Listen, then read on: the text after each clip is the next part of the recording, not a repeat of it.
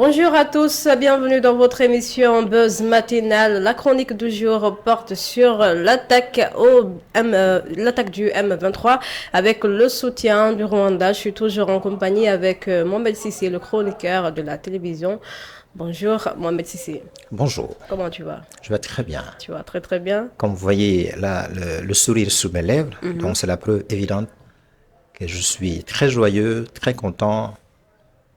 Je suis très bien dans mon état d'esprit. D'accord, Et j'espère je que suis prêt à recevoir les questions cette fête qui arrive là, le de... Ramadan. Le Oui, Ramadan, ah d'accord. oui. Alors, je pense que c'est dans 3 jours, hein. C'est dans 3 jours, nous Ah oui, serons dans le peut-être mois de que béni. vous avez peur, parce Non, moi, que j'ai pas peur, mais pourquoi? moi je suis content. Moi, je gêne pas que Moi le je suis ramadan, content. je gêne Voilà. parfois, donc je suis pas Non comme mais, toi. alors, mais Toi, plus gêne que le ramadan. vous devrez être contente. Hein? Vous savez pourquoi? Hein? C'est pour effacer vos péchés. Ah, donc, et toi, t'as pas de Moi, péché? moi je suis pas un pécheur. Vous êtes une pécheresse. Ok, y a pas de souci, comme tu dis. Alors, je disais tantôt que votre sujet du jour, c'est sur l'attaque du M23 avec le soutien du Rwanda. Je vais faire un petit rappel avant de commencer avec les questions, je voulais dire.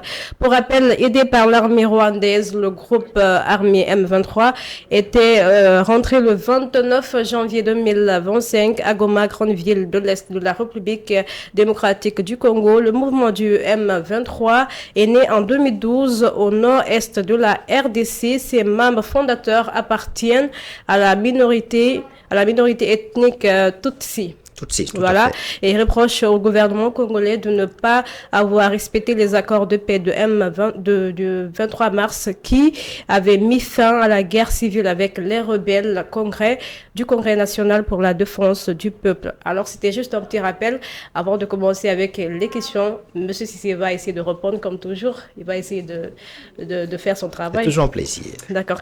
Alors, on va commencer avec la première question. Quelles sont les raisons qui ont poussé les M23 d'occuper la ville de Goma et Bukavu, selon vous? Alors je vous rappelle rapidement pourquoi on parle de M23. M23, parce que ce groupe rebelle a vu le jour le mois de mars. C'est pour cela qu'on parle de M23. Alors la raison la plus importante, une partie de l'armée congolaise, c'est l'ethnie Tutsi. Donc, l'ethnie Tutsi, à un certain moment, elle s'est vue marginalisée, rejetée par l'armée congolaise. C'est la raison pour laquelle cette rébellion a vu le jour. D'accord. Donc, pour lutter cette marginalisation, ce mépris-là, donc, elle a créé,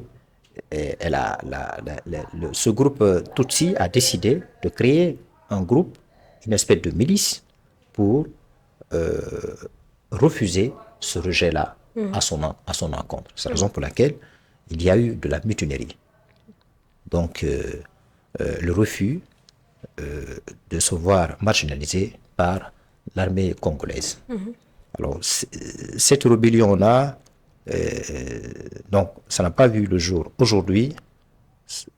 Ça fait très longtemps. Ça fait très longtemps. C'est pas au mois de janvier. Ça fait très longtemps. Donc, la rébellion a vu le jour.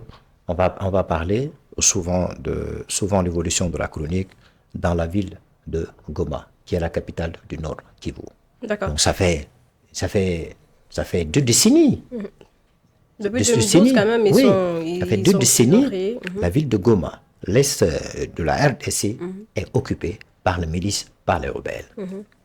D'accord. Alors, la deuxième question pour vous, pourquoi le Rwanda soutient le M23? Alors, le Rwanda spécifiquement, puisque c'est le Rwanda qui est celui qui est montré du doigt par tout le monde, surtout par l'État rwandais, par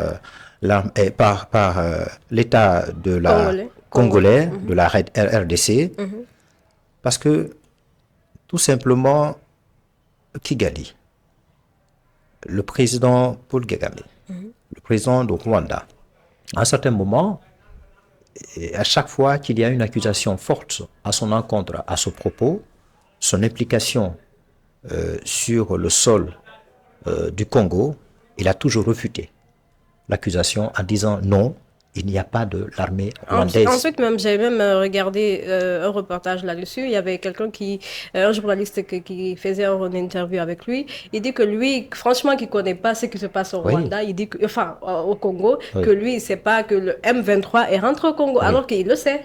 Alors aujourd'hui, c'est un mensonge. C'est un mensonge manifeste. Et c'est après, il a expliqué la raison qui fait qu'aujourd'hui, il s'est incrusté. Il a envoyé 44 000 soldats. 4 000 soldats sur un territoire étranger. D'accord. Au prétexte que son ethnie, sa communauté à laquelle il appartient, la communauté Tutsi, est marginalisée, est rejetée.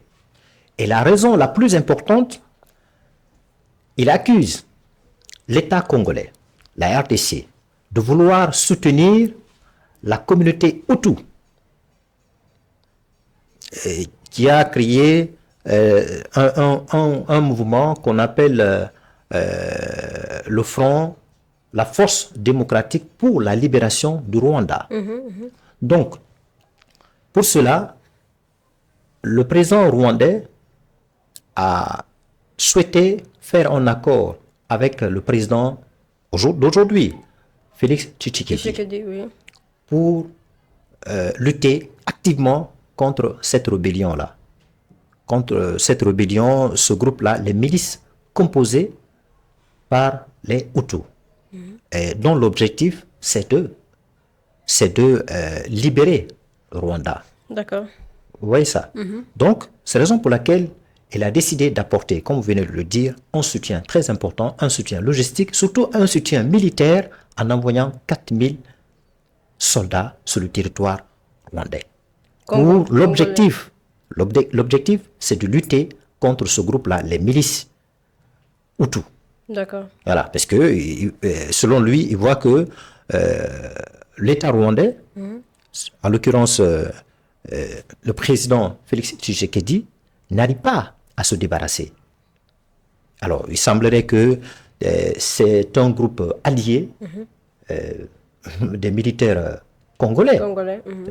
C'est des pro-gouvernementales, donc qui sont en train de mener le combat aux côtés de l'armée congolaise. D'accord.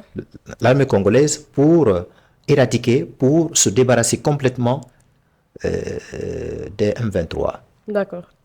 Ok, merci beaucoup Cissé pour ta réponse. On continue toujours avec les questions fidèles abonnés de la télévision Tamashek. Le Rwanda serait-il le seul pays à soutenir le M23 selon vous? Est-ce que c'est seulement le Rwanda qui soutient le M23? Alors, une très bonne question. Le Rwanda, il n'y a pas que le Rwanda. Vous savez, il y a des pays voisins.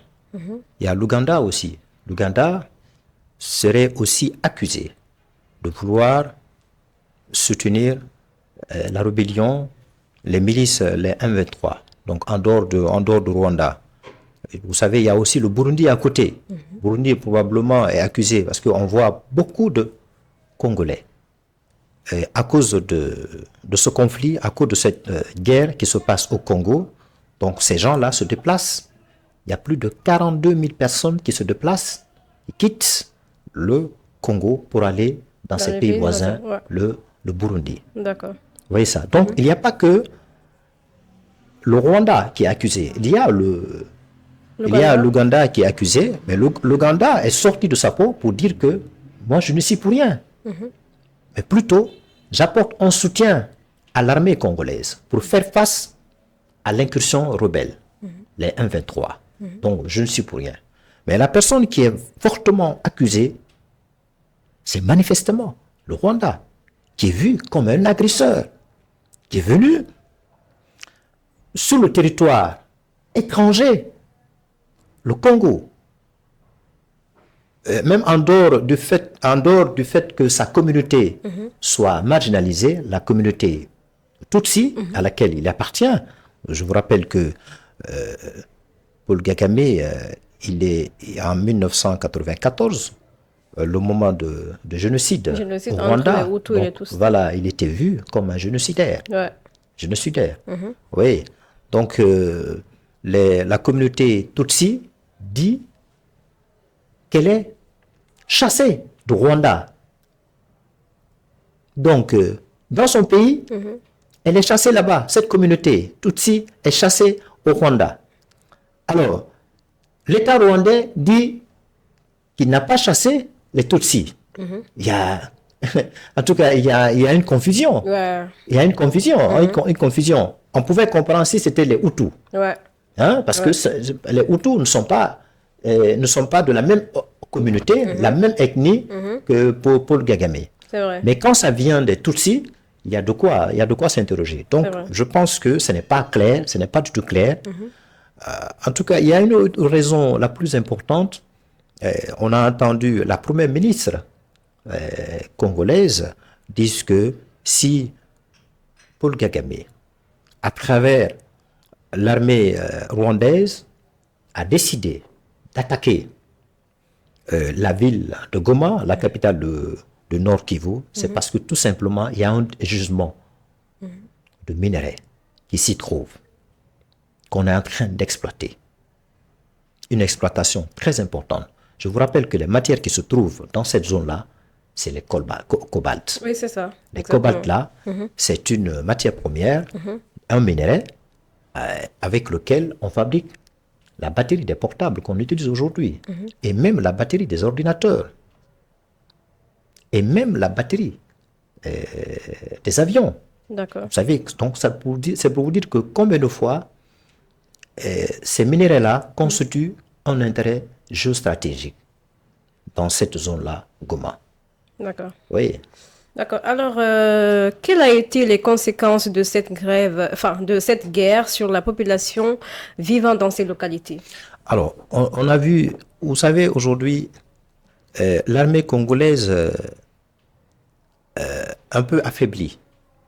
Elle est un peu affaiblie face à ces groupes milices, face à ces bandits, les M23, qui sont soutenus par l'armée rwandaise. Ouais.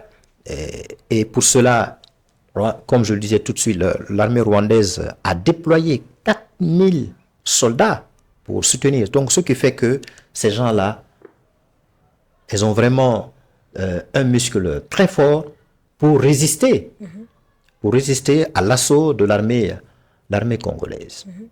Donc, on a au point que l'armée congolaise, il y a certains qui ont commencé à baisser les bras, à refuser d'affronter les rebelles.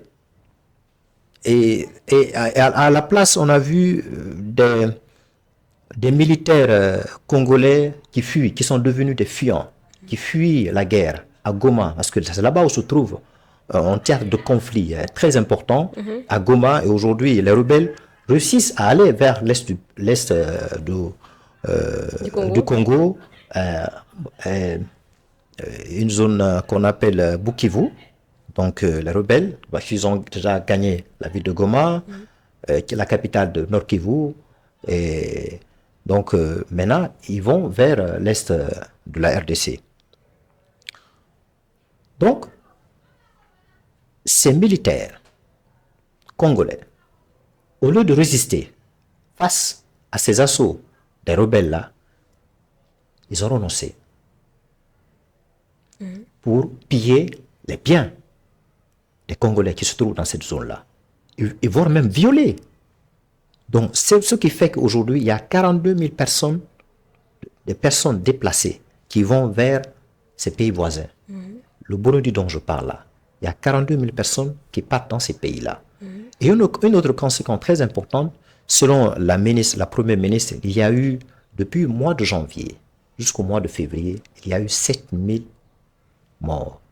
7 000 personnes tuées durant cette guerre-là, durant l'attaque faite par les rebelles M23. Et durant 4 jours, il y a eu 700 morts.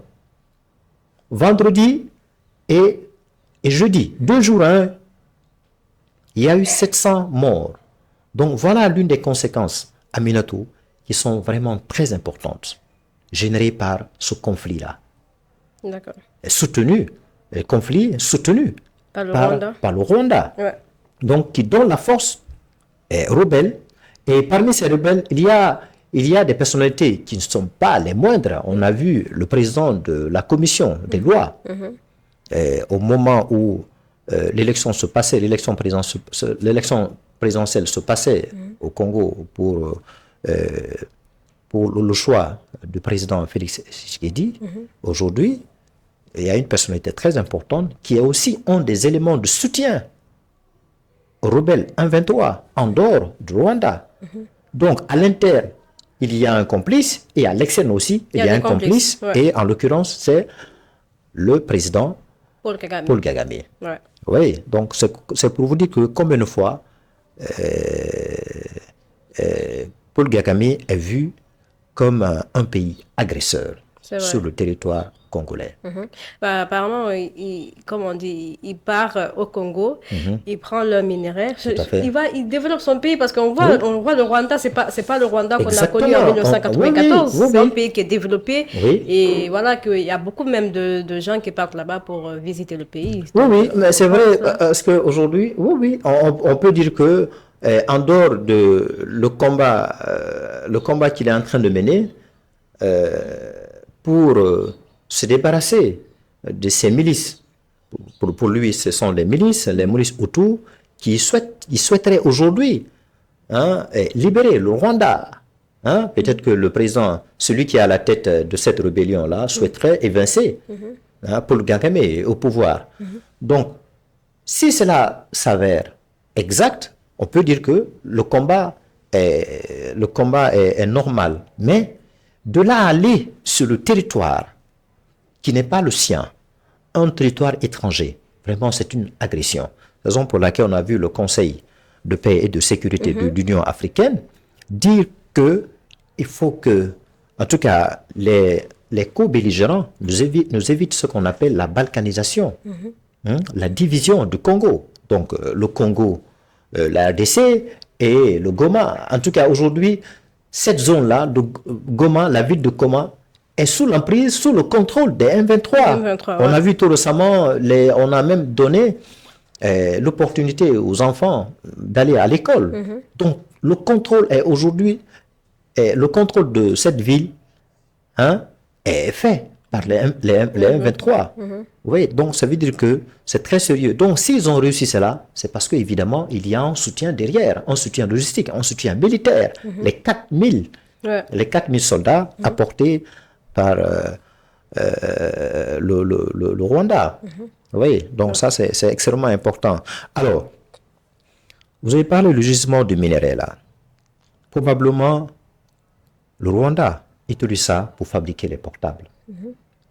Surtout la batterie des portables, des ordinateurs. Un pays aujourd'hui, c'est un géant de la technologie. C'est vrai. Alors, la Première ministre se pose la question, l'exploitation de ces minéraux là congolais profite à qui? Profite à qui? Alors, déjà à l'interne, les 1,23 perçoivent du fruit de cette exploitation du minerai 200 000 $ par mois. 200 000 $. Donc, chaque fois qu'il y a l'exploitation là-bas, c'est ce que les rebelles perçoivent par mois. Mais et par ailleurs aussi, on a montré du doigt accusateur Apple, ce géant technologique, le multinational européen, qui travaille en complicité avec les rebelles, qui travaille en complicité probablement avec le Rwanda, pour avoir la même mise sur ces matières premières-là en vue de fabriquer la batterie des portables, des ordinateurs. Oui, Apple, c'est le géant technologique. C'est ça, exactement, c'est ça. Vous voyez ça? Donc, ça, c'est l'accusation qui a été portée par la ministre, la première ministre du Congo. Donc, ça veut vous dire que, encore une fois, cette zone est vue comme une zone géostratégique, voilà, qui est devenue une espèce de ruée vers l'or. Donc, c'est la raison pour laquelle, en partie, le Rwanda est soutenu par la France. Le Rwanda est soutenu par la France. Alors, le Rwanda est soutenu par la France. Est-ce que c'est à cause de l'exploitation de ces minéraux-là? Ou bien du fait que le Rwanda apporte une contribution militaire au Conseil de sécurité? Comme on le dit, c'est l'arbre qui cache la forêt. Donc, il y a de quoi s'interroger, Aminatou. C'est vrai. Donc, est-ce qu'une négociation est-elle possible entre Paul Kagame et les chefs du mouvement 23 mars, selon vous? Aminatou, est-ce qu'il faut négocier avec un agresseur? Ah, ça, c'est la grosse question. Est-ce qu'il faut négocier avec un agresseur? Est-ce qu'il faut négocier avec des rebelles? Alors, aujourd'hui, Tshisekedi, avec tout ce soutien qu'on lui apporte, et même le soutien des pro-gouvernementaux, les Hutus et d'autres, donc qui se mettent aux côtés de l'armée congolaise pour faire face à ces milices, à ces rebelles M23. Alors, est-ce qu'il faut négocier avec le Rwanda? Est-ce qu'il faut négocier avec les M23? Parce que si l'État congolais discute avec le Rwanda, cela prouve à suffisance que le Congo n'a pas d'armée. Le Congo a perdu d'ores et déjà la bataille. A perdu déjà la bataille. Donc, c'est pour cela, et dans la perspective de la négociation, l'Ouganda, le Congo plutôt, Angola plutôt, Luanda, puisque c'est lui aujourd'hui le médiateur, a proposé une sortie de crise. D'accord. D'abord, le retrait total Des M23? de Rwanda. D'accord, du Rwanda. Okay. Voilà. De l'armée rwandaise qui se trouve, les 4000 soldats rwandais qui se trouvent sur le territoire congolais, en l'occurrence Goma, la capitale du nord du Kivu, et aussi la neutralisation des rebelles Hutus. Et aussi la neutralisation des rebelles M23. Oui. Donc, et décider éventuellement de discuter avec les responsables les plus importants des M23 pour un retour à la paix. Un retour pour la sécurité dans ces zones. D'accord. Parce que vraiment, c'est très important. Et on a vu, je vous rappelle, il y a le Conseil de sécurité de l'ONU qui a voté une résolution. Alors j'ai même été surpris. On n'entend aucun chef d'État africain condamner l'agression faite par le Rwanda. Ouais, ça c'est vrai. Alors, à l'issue de ce vote de la résolution, il y a certains pays qui ont voté pour. Donc, cette résolution condamne Paul Kagame. Donc, et cette condamnation, c'est pour le retrait définitif, sans condition, des soldats rwandais sur le territoire congolais. Sans condition. Alors, cette résolution-là, est-ce que elle a un caractère est-ce que contraignant? Est-ce que c'est juste un effet d'annonce? Est-ce que c'est juste un effet d'annonce? Paul Kagame va faire la tête dure. Donc, il va quand même rester sur le territoire congolais, malgré le vote de cette résolution-là. Alors, qu'est-ce qu'il faut faire? Est-ce qu'il faut déployer des forces de Conseil de sécurité pour contraindre, pour tordre le bras de Paul Kagame en vue de la sortie du retrait définitif des soldats rwandais postés sur le territoire congolais, en l'occurrence à Goma? Est-ce qu'il faut envisager cette force-là? Est-ce qu'il faut envisager cette solution coercitive pour contraindre Paul Kagame à sortir d'un territoire qui n'est pas le sien? C'est une agression, comme on l'a vu en Russie. Russie qui a agressé l'Ukraine. L'Ukraine qui agresse l'Ukraine, pas la Russie qui a agressé, mais c'est elle. La Russie qui a agressé l'Ukraine. Ouais. Parce qu'aujourd'hui, la Russie, tout le monde le sait, est vue comme un agresseur. C'est ça. Comme on voit au Mali, aujourd'hui, les rebelles qui souhaitent la balkanisation du Mali. Donc, je pense que il ne faut pas que cette résolution s'arrête seulement au stade de l'effet d'annonce. Il faut aller jusqu'au bout. Il faut établir cela. Voilà, il faut aller jusqu'au bout. Et pour cela, il faut utiliser la force coercitive, s'il le faut, pour le retrait, encore une fois, définitif de l'armée rwandaise sur le territoire congolais. D'accord, fidèles abonnés, bah, c'était tout pour les sujets, enfin, pour les questions. Oui. Donc, je ne sais pas si tu as quelque chose à ajouter. Non, mais des questions ont été pertinentes. Oui, parce que je crois qu'on a juste résumé, on a dit Oui, l'essentiel. on a dit l'essentiel. Voilà. Voilà, c'est ça le statu quo aujourd'hui dans cette ville, malheureusement, la ville de Goma. Malheureusement, on espère que, puisqu'on entend le soutien venant des uns et des autres, surtout le Conseil de sécurité, il y a même l'Union européenne qui a apporté un soutien à l'État congolais, qui commence, parce qu'à un certain moment, l'Union européenne était réticente, mais vu l'évolution des choses sur le terrain, l'Europe s'est rendue compte qu'il faut vite agir, à moins que l'Europe a un intérêt géostratégique derrière, puisque, comme on vient de le dire, il y a des industries, il y a les multinationales européennes comme Apple, à moins que l'Europe veuille soutenir ces entreprises-là qui fabriquent des portables sur la base de cobalt, de gisement de minerais. Mais s'il n'a aucun intérêt, si l'Europe n'a aucun intérêt derrière, je pense qu'elle doit tout de suite prendre la décision de soutenir la résolution prise par le Conseil de sécurité pour enfin décider le retrait définitif, comme je disais tout de suite, de 1,23. Non seulement 1,23, neutraliser ces rebelles-là, mais aussi le retrait de l'armée rwandaise dans la ville de Goma. Je pense que c'est la solution, c'est une bonne alternative pour permettre ainsi à cette population congolaise qui souffre tant. Il y a le viol, il y a le pillage de leurs biens, il y a le déplacé, des milliers de déplacés, des 42 000 déplacés qui sont partis dans le pays voisin, le Burundi. Il y a 7 000 morts selon la première ministre congolaise. Oui, donc c'est très important. Donc il faut que ces États-là prennent vraiment des décisions coercitives pour faire face à cette agression rwandaise. En tout cas, on espère qu'il y aura une solution pour que la guerre s'arrête au Congo et que les deux pays soient en bon terme.